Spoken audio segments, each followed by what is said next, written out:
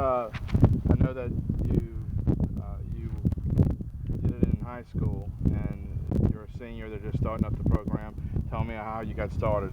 Out here, basically, like I said before, like you said, I did it in high school, and so when I heard that we were starting a new program here, I decided to give it another try since I had years of eligibility left, and came out and decided that I wanted to compete on the highest level for track as well. And so I spoke with our athletic director, Mr. Derek Real.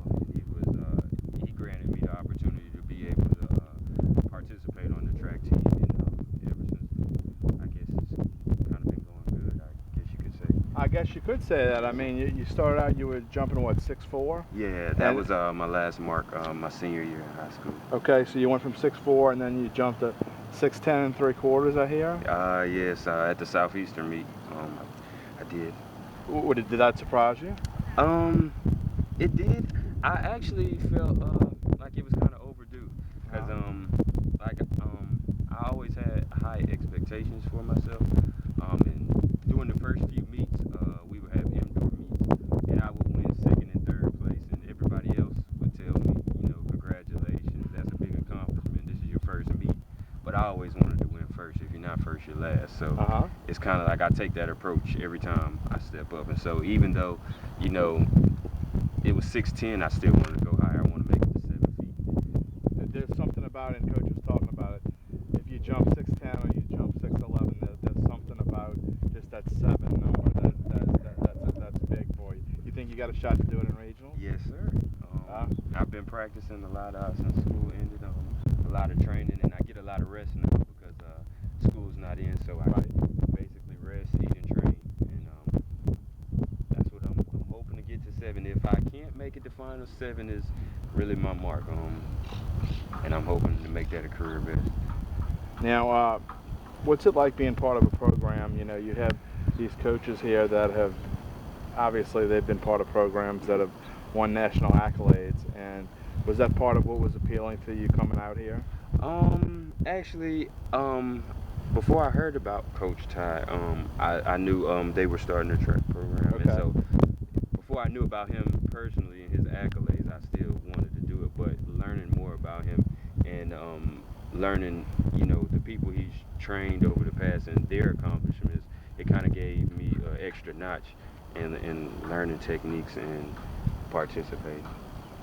How does playing basketball relate to track? I mean, obviously, basketball is a team sport. You're a guard. You're passing the ball around. Out here, you're pretty much on your own. What's the biggest difference, the biggest challenge for you? The biggest difference, but also the biggest thing that I like is in track, it's individual. In basketball, you can only go as far as your team can take you. You could be one of the greatest players in the nation, but if you don't have a team, it'll never show.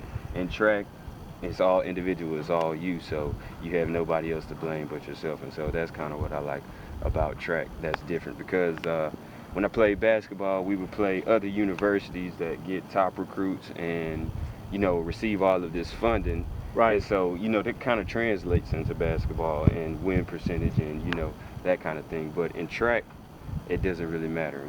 I play the same type of school, same high division ones, and then sometimes I beat their athletes. So it kind of, evens the playing field, I guess you could say. Now, you've been here all 4 years? No, I've been here, this was my third year. This was your third year. What did you do your freshman? My first year I went to Pensacola Junior College. It's now Pensacola State.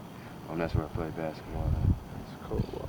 Now, what's it been, for someone that's been out here 3 years, UNO's going through all sorts of different turmoil as far as, D3, D2, now they're back D1. You've been a part of that ride. What's it been like for you to see the program go from people didn't know what the hell was going to happen 3 years ago, and now going back to D1 and you were a part of it? What's that been like to you? Kind of an emotional roller coaster, never knowing what was next or what obstacles you would have to hurdle. But I think that might help the program in the long run.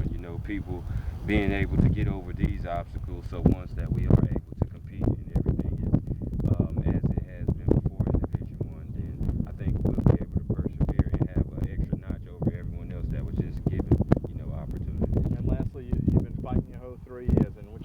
you go to regionals, no one's expecting, but you going into, you got something to prove with a chip Yeah, on your shocking shoulder. all. Shocking all. Yes, sir. As me, as I was home, I just moved back home. I had to move my stuff out after graduation. As I moved home, me and my mom looked at the rankings and stuff. And so they had me, I think, 83rd in the nation right now, and for the whole nation tied. So we were looking at that, but my name doesn't even come on the list since there's so many people tied at 83.